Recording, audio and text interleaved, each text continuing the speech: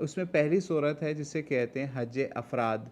यानी वो हज जिसके अंदर बंदा सफ़र करे तो सिर्फ़ और सिर्फ हज की नीयत का सफ़र करे कि मैं सिर्फ हज ही करने जा रहा हूँ, और उसके अंदर कोई उम्रे का सफ़र ना शामिल हो। ठीक है, ये पहले नबी अलैहिस्सलाम के समझ लीजिए हज से पहले भी ये हज जो हज अफराद था ये राइज था मुसलमानों से, समझ लीजिए कि इस्लाम की तकमील से पहले भी। बल्कि अरबों के अंदर ये बड़ा मयूब समझा जाता था कि अगर हज के अयाम के अंदर उम्रे को कोई बजा लेके आए, तो इस वजह से ये समझ लें अरब इसको जाना करते थे कि हज अफराद क्या चीज़ है। इसी तरीके से अगर दूसरे हज को देखें तो वो उसको कहा जाता है हज क़िरान। यानी इस हज के अंदर क्या होता है कि इस हज में हज और उम्रा इन दोनों की नीयत जो है ना वो समझ लें एक साथ की जाती है, या एक ही सफ़र के अंदर समझ लें कि एक ही एहराम के साथ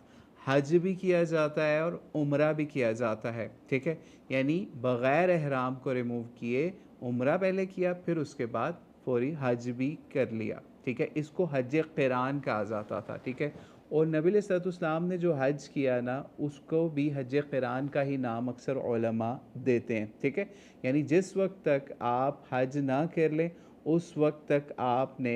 एहराम के अंदर ही रहना है, उससे पहले चाहे आपका उम्रे वाला भी मामला आ जाए, लेकिन उम्रा करके भी आपने एहराम जो है उसको नहीं खोलना। और इसके अंदर हज और उम्रे का जो लब्बैक है या जिसको तलबिया कहते हैं, जिसकी डिटेल्स में हम आगे चल के जाएंगे, बताएंगे कि तलबिया क्या चीज़ है, तो वो भी समझ लें या हज की नीयत और उम्रे की नीयत इकट्ठी की जाती जिस हज के अंदर उसको, या